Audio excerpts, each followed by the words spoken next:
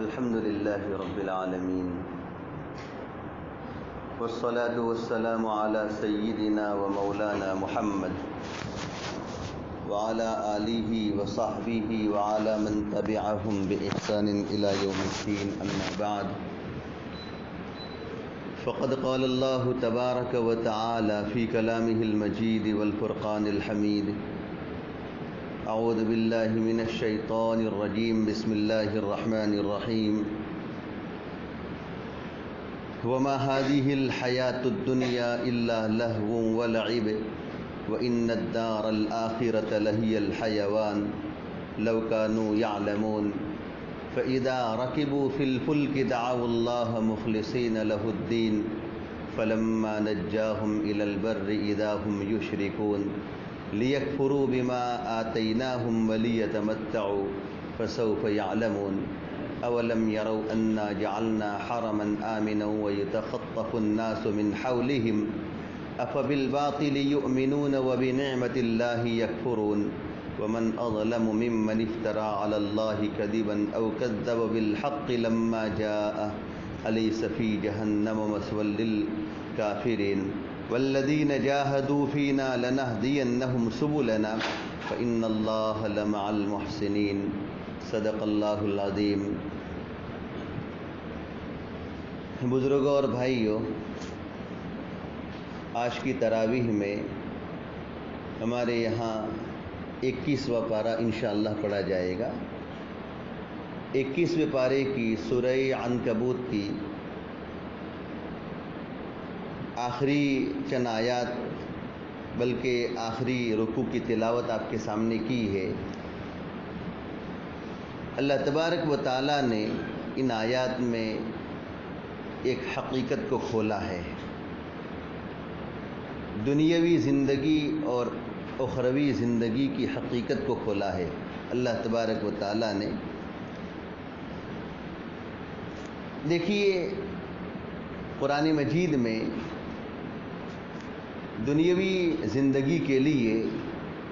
اللہ تبارک و تعالیٰ نے کہیں پر تو لہو و لعب کا لفظ استعمال فرمایا، یعنی دنیاوی زندگی یہ کھیل کود ہے، ایک تماشا ہے، اور کہیں دنیاوی زندگی کے لیے متاع کا لفظ استعمال فرمایا۔ متاع کا لفظ، متاع کہتے ہیں اس چیتھڑے کو اور اس صافی اور کپڑے کو جس کو عورتیں چولہا صاف کرنے کے لیے اور چولہے پر رکھے ہوئے برتنوں کو صاف کرنے کے لیے رکھا کرتی ہیں، اس چیتھڑے کو، اس کپڑے کو متاع کہتے ہیں۔ اللہ تبارک و تعالیٰ نے دنیاوی زندگی کے لیے ایسے گھٹیا الفاظ استعمال فرمائے ہیں، ایسے الفاظ استعمال فرمائے، کہیں پر دنیا کے لیے لہو و لعب کا لفظ استعمال فرمایا، اشارہ کر دیا کہ جیسے لہو اور لعب، کھیل کود اور تماشے کی کوئی حقیقت نہیں ہے، جب تک آدمی کھیلتا ہے، دیکھتا ہے، وہاں تک تھوڑی تفریح کا سامان اس کے لیے فراہم ہو جاتا ہے، اور جب بند ہو جاتا ہے تو سمجھے سب کچھ بند ہو جاتا ہے۔ اور چولہے پر رکھا ہوا وہ کپڑا اور وہ چیتھڑا، وہ صافی جس کی کوئی حیثیت نہیں ہوتی ہے، عورت کو ضرورت پڑتی ہے، اٹھاتی ہے، برتن صاف کر لیا، توا صاف کر لیا، اس کو پھینک دیا، کام پورا ہوا پھینک دیا، اس کا کام پڑا لے لیا، کام پورا ہو گیا اس کو پھینک دیا، اس کی بھی کوئی حیثیت اس کے نزدیک نہیں ہوتی ہے۔ بس اللہ تبارک و تعالیٰ نے دنیا کے لیے متاع کا لفظ اور دنیا کے لیے لہو و لعب کا لفظ استعمال فرما کر اشارہ کر دیا اس بات کی طرف کہ دنیاوی زندگی کے ہمارے یہاں کوئی حقیقت نہیں ہے، دنیاوی زندگی کے ہمارے یہاں کوئی حیثیت نہیں ہے، کوئی حیثیت نہیں ہے۔ اصل حیثیت اور اصل زندگی اور اصل حقیقی جو ہے زندگی تو مرنے کے بعد آنے والی زندگی ہے۔ اسی کو جو ہے اللہ تبارک و تعالیٰ اس رکوع کے اندر کھول رہے ہیں۔ اللہ تبارک و تعالیٰ نے انہی دونوں زندگیوں کو کھولا ہے۔ یہی وجہ ہے کہ روایتوں میں نبی کریم صلی اللہ علیہ وسلم نے ارشاد فرمایا کہ اگر اللہ تبارک و تعالیٰ کے نزدیک دنیاوی زندگی کے اگر مچھر کے پر کے برابر بھی کوئی حیثیت ہوتی،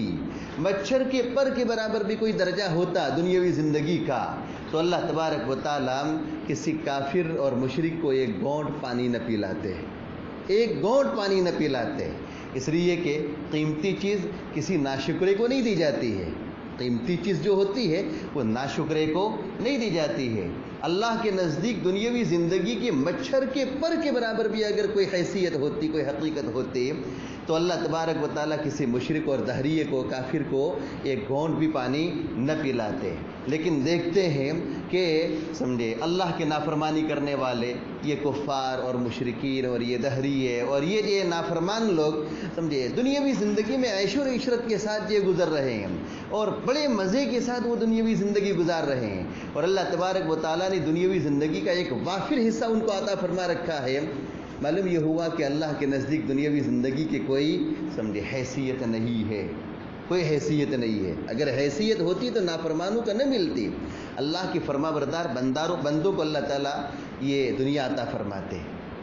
کیا ہے اللہ تعالیٰ فرماتے ہیں,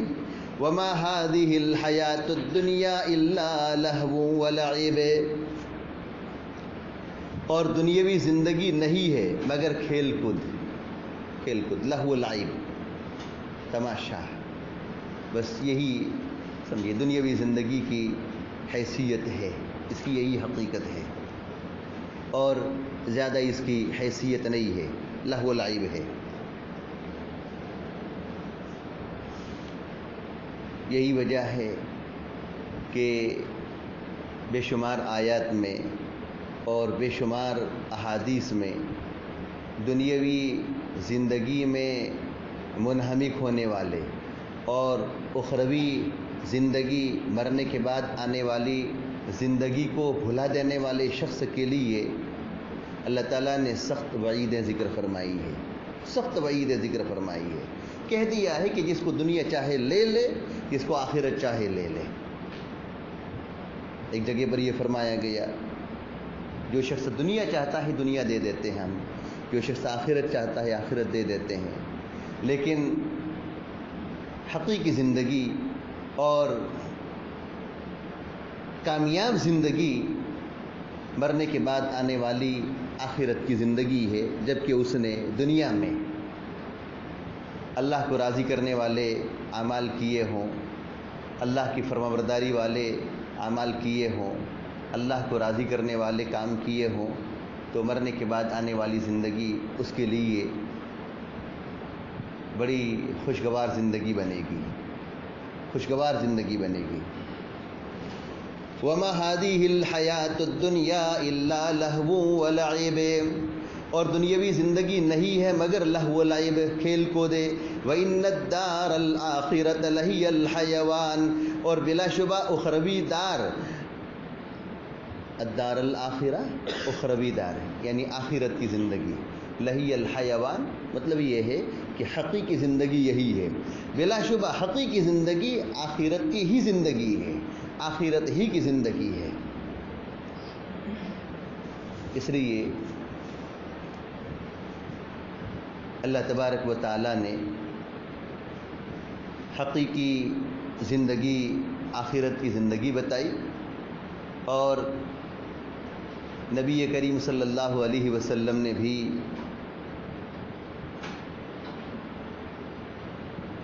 چند اشعار پڑھے ہیں. ان اشعار میں بھی آپ علیہ الصلاۃ والسلام نے حقیقی عیش اور حقیقی زندگی آخرت کی زندگی کو بتایا ہے,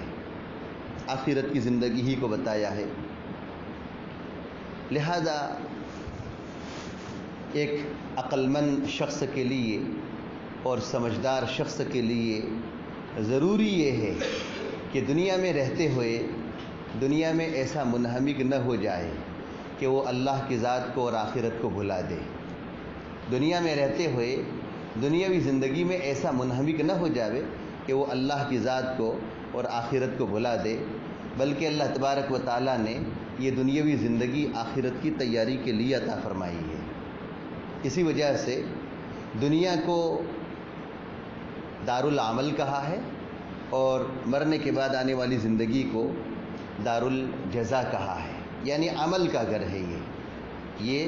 دنیا عمل کا گھر ہے, اور مرنے کے بعد جو زندگی آئے گی وہ کیا ہے, جزا اور بدلہ لینے کا گھر ہے. یہاں انسان عمل کرے گا اور یہاں انسان یہ اعمال صالحہ کرے گا تو اس کی آخرت میں سمجھے اچھے طریقے سے زندگی بنے گی، کامیاب اس کی زندگی بنے گی۔ وَإِنَّ الدَّارَ الْآخِرَةَ لَهِيَ الْحَيَوَانُ لَوْ كَانُوا يَعْلَمُونَ، اور بلا شبہ دار آخرت ہی حقیقی زندگی ہے، کاش کہ یہ جانتے۔ اللہ تبارک و تعالی انسانوں سے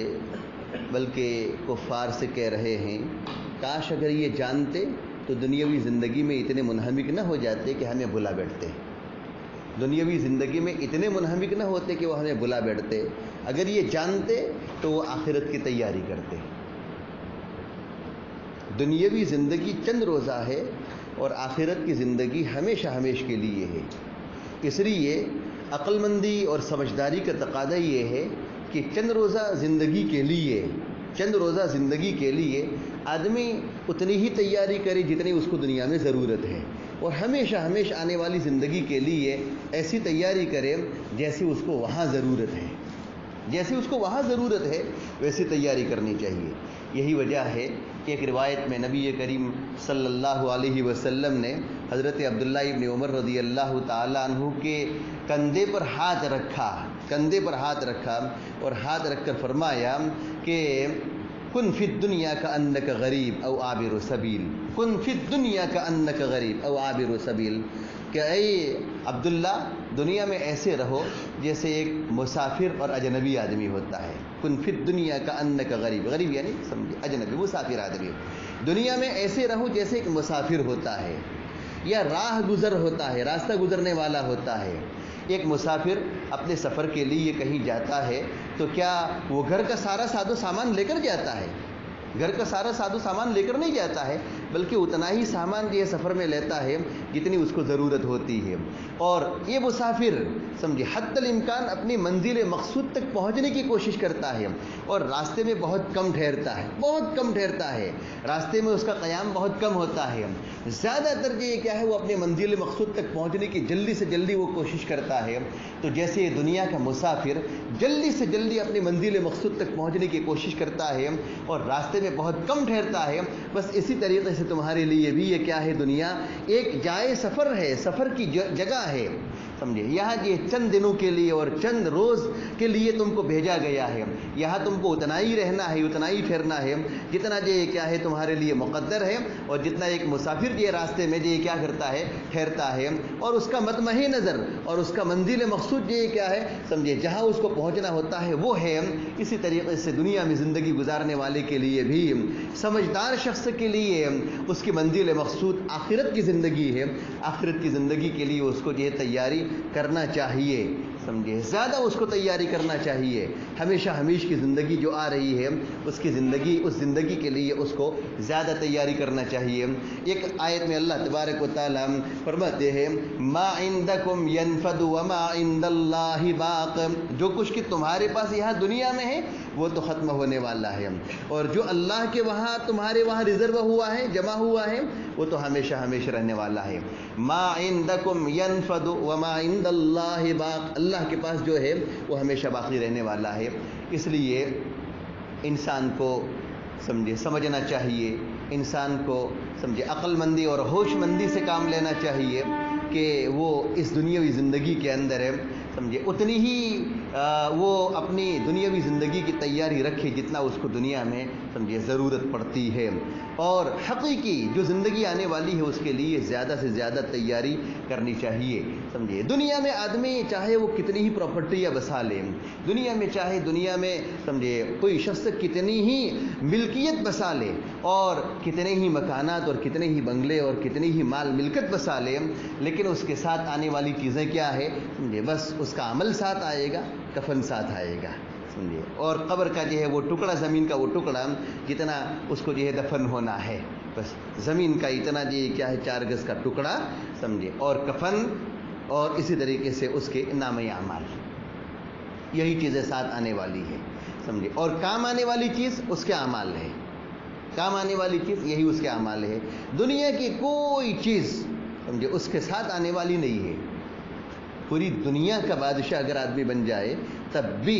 سمجھے دنیا کا ایک حصہ بھی ساتھ لے کر جانے والا نہیں ہے۔ سکندر ذوالقرنین کا نام آپ نے سنا ہوگا،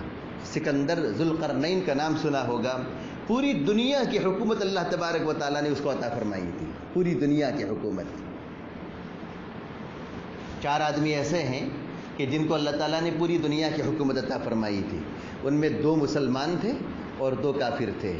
حضرت سلیمان علیہ السلام کو اللہ تبارک و تعالیٰ نے پوری دنیا کی حکومت عطا فرمائی تھی، بلکہ عجیب و غریب حکومت عطا فرمائی تھی۔ چرند و پرند اور سمندر کی مچھلیوں پر اور جنگل کے درندوں پر بھی ان کی حکومت چلتی تھی، چیونٹیوں پر بھی ان کی حکومت چلتی تھی۔ حضرت سلیمان علیہ السلام اور یہ سکندر ذوالقرنین، یہ 2 مسلمان تھے اور 2 کافر تھے، ایک بخت نصر اور دوسرا نمرود۔ یہ 2 جو کیا تھے سمجھے کافر تھے۔ ایسے 4 بادشاہ ہیں جن کو اللہ تبارک و تعالیٰ نے پوری دنیا کی حکومت عطا فرمائی ہے۔ سکندر ذوالقرنین کا جب جنازہ اٹھا تو مرنے سے پہلے اس نے یہ وصیت کی تھی کہ کفن سے میرے دونوں ہاتھ جو ہے باہر نکال دینا ہے،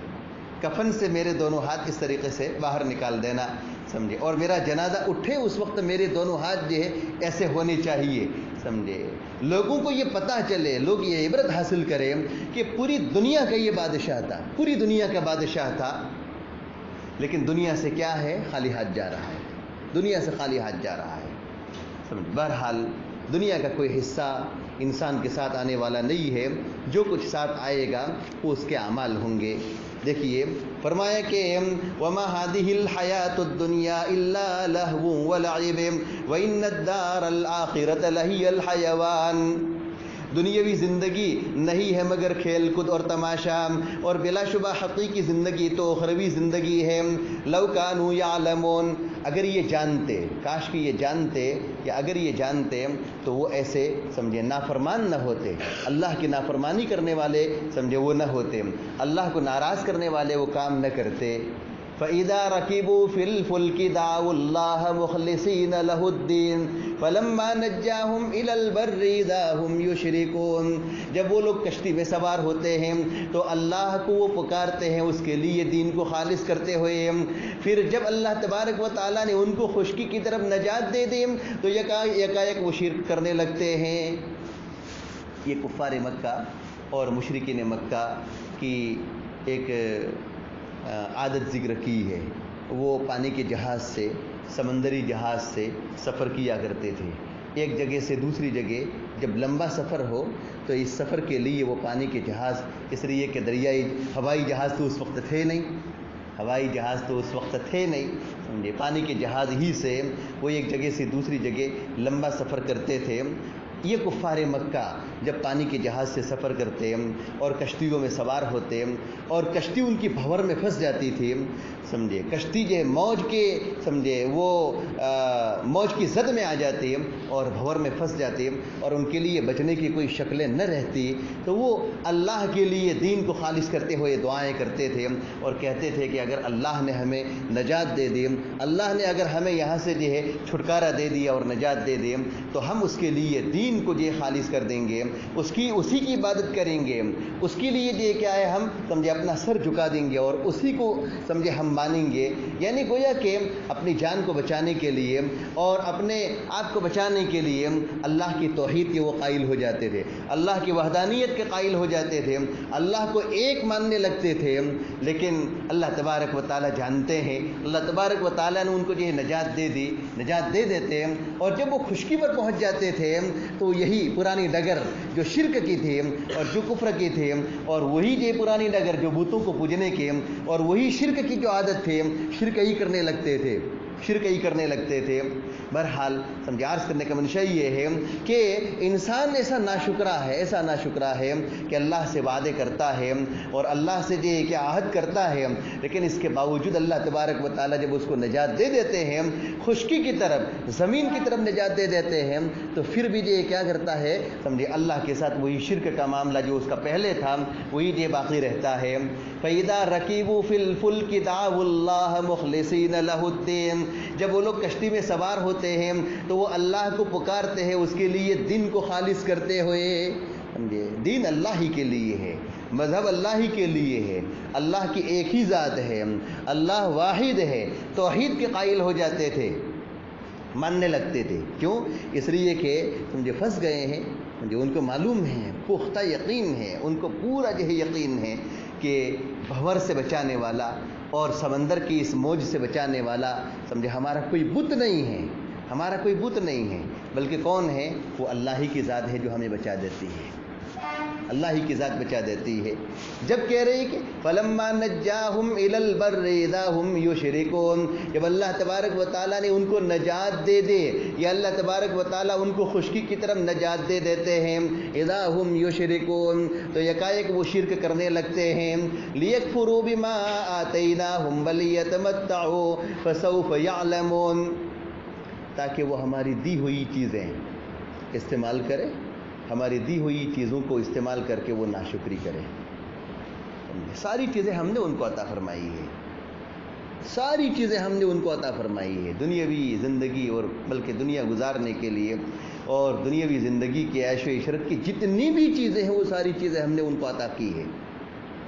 اور ہماری دی ہوئی چیزوں کو استعمال کر کے، ہماری دی ہوئی چیزوں کو کھا کھا کر اور ہماری دی ہوئی نعمتوں کو کھا کھا کر سمجھے کیا کرتے ہیں؟ ہمارے ہی مقابلے میں آتے ہیں۔ اللہ تعالیٰ فرماتے ہیں کہ ہمارے ہی مقابلے میں آتے ہیں۔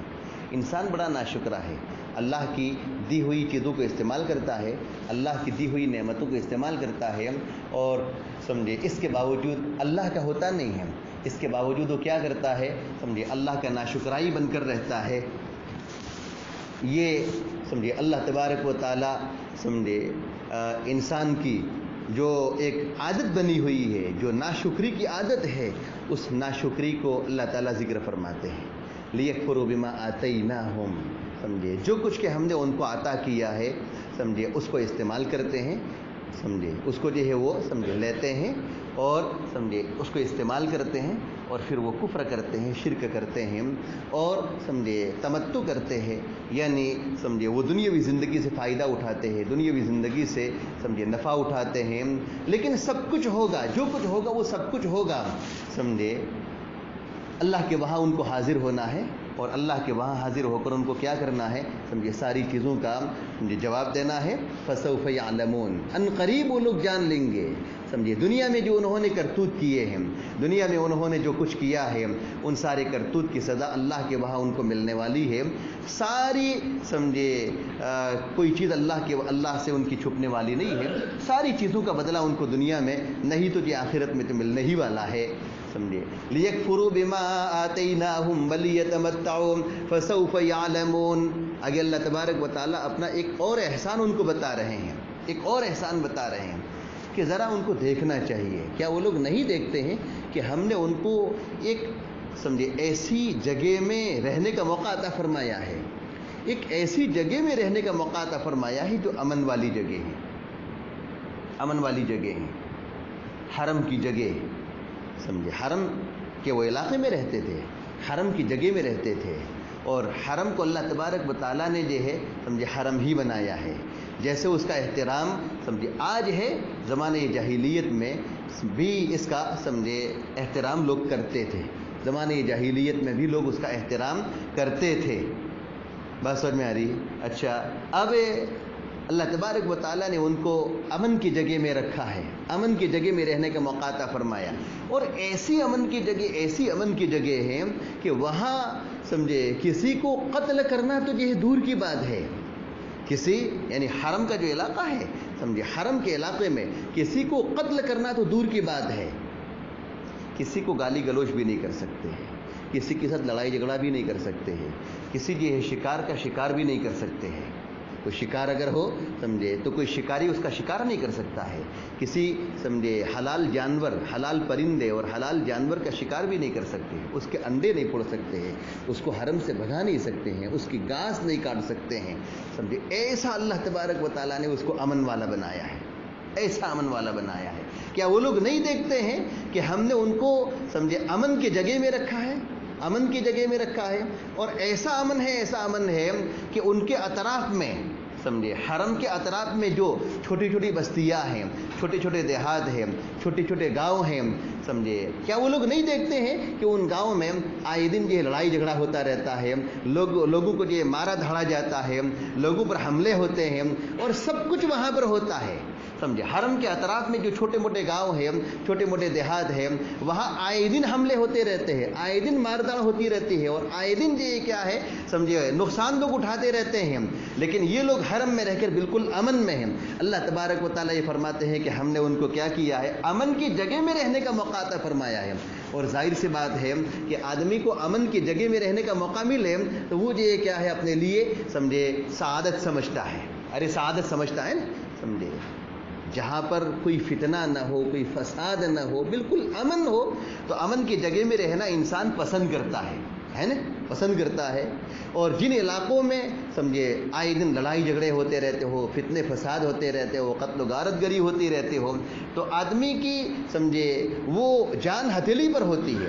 آدمی کی جان ہتھیلی پر ہوتی ہے اور وہاں وہ اگتا جاتا ہے، وہاں رہنا وہ پسند نہیں کرتا ہے۔ اور اگر لمبا زمانہ فتنہ فساد اگر پھیلتا جاتا ہے، ایک لمبی مدت تک، لمبے زمانے تک فتنہ فساد پھیلتا جاتا ہے، تو آدمی اگتا کر سمجھے وہاں سے نقل مکانی کر لیتا ہے کہ چلو اب یہ دوسری جگہ چلے جانا ہے، سمجھے یہاں تو یہ رہنے کے سمجھے رہنے کا ماحول نہیں ہے، یہاں تو یہ رہنے کی جگہ نہیں ہے، یہاں تو یہ امن کا ماحول نہیں ہے، اب یہاں رہ کر کیا کریں گے، وہاں کی ساری چیزوں کو بیچ باچ کر فروخت کر کے وہ امن والی جگہ میں آ جاتا ہے، سمجھے۔ تو امن والی جگہ میں سمجھے رہنا، امن والی جگہ رہنے کے لیے عطا ہونا، یہ اللہ کی طرف سے بہت بڑی نعمت ہے، بہت بڑی نعمت ہے۔ اللہ تعالیٰ یہ فرماتے ہیں کہ کیا ہم نے رہنے کے لیے ان کو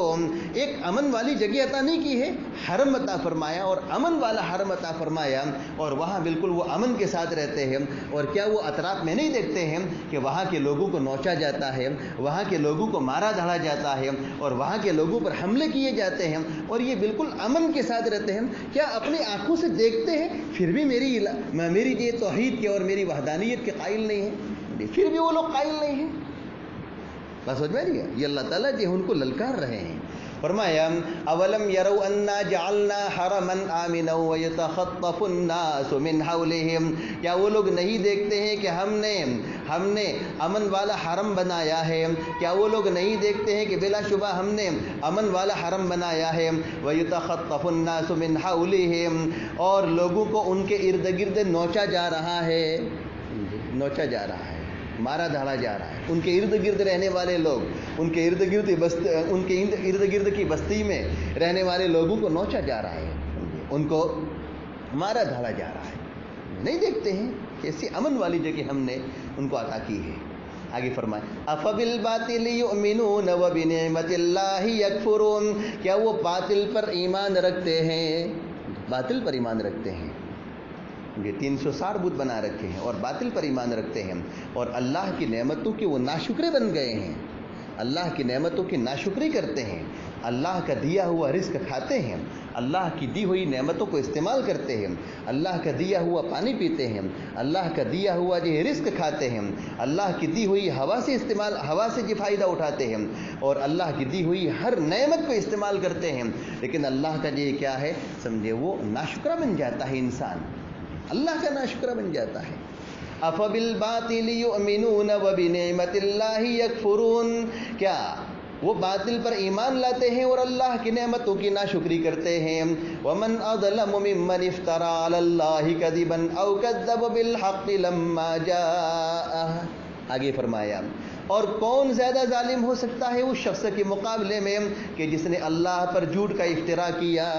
اللہ پر جھوٹ باندھا ہے۔ اللہ پر طرح طرح کے جھوٹ باندھتے تھے، کبھی یہ کہتے تھے کہ اللہ کی بیوی ہے، نعوذ باللہ، کبھی یہ کہتے تھے کہ اللہ کا بیٹا ہے،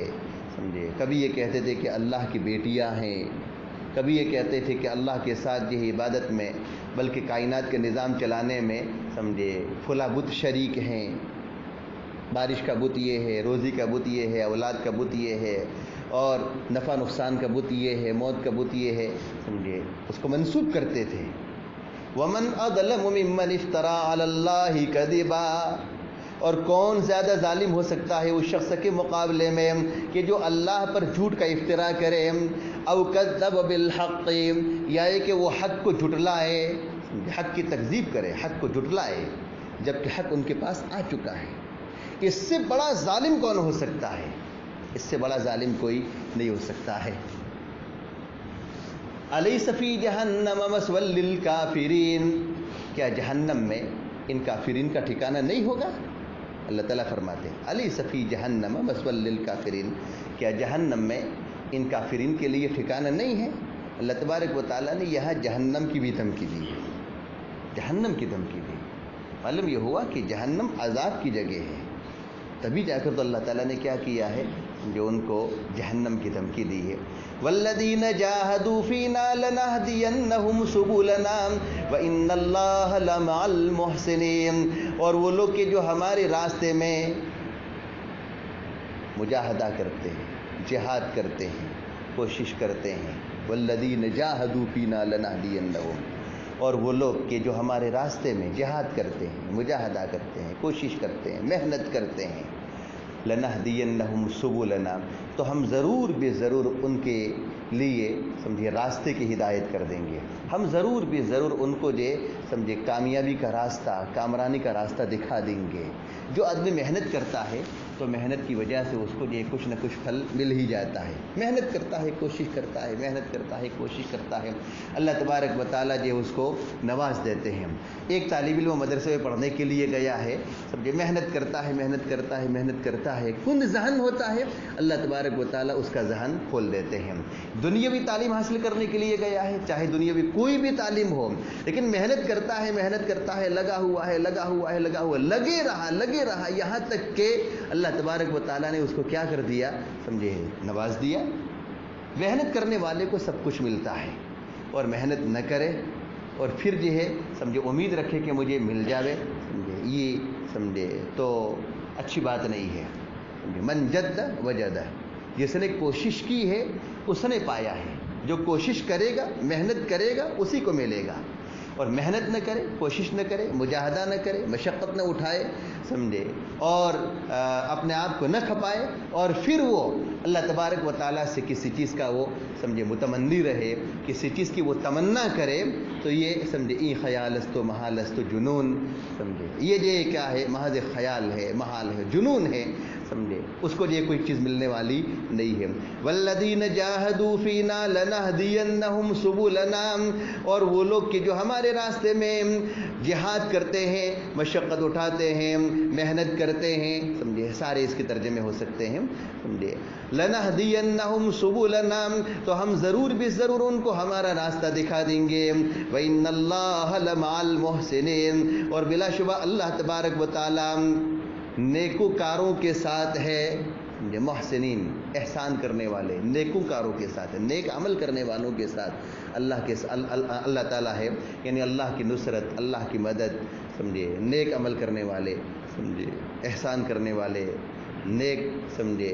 اور اچھائی کا عمل کرنے والے لوگوں کے ساتھ اللہ کی نصرت ہے، اللہ کی مدد ہے۔ بہرحال اس پورے رکوع میں اللہ تبارک و تعالیٰ نے انسان کو جھنجھوڑا ہے اور انسان کو متنبہ کیا ہے، سمجھے، اور بتایا ہے یہ کہ دیکھو دنیاوی زندگی چند دن کے لیے ہے، اور دنیاوی زندگی کی کوئی حیثیت نہیں ہے، اور یہ ختم ہونے والی زندگی ہے، اور ہمیشہ آنے والی زندگی تو آخرت کی زندگی ہے۔ آخرت کی زندگی کے لیے انسان کو تیاری کرتے رہنا چاہیے۔ اللہ تبارک و تعالی ہم سب کو آخرت کی فکر نصیب فرمائے، ہمیں آخرت کی تیاری کرنے کی توفیق عطا فرمائے۔ وآخر دعوانا ان الحمد للہ رب العالمین۔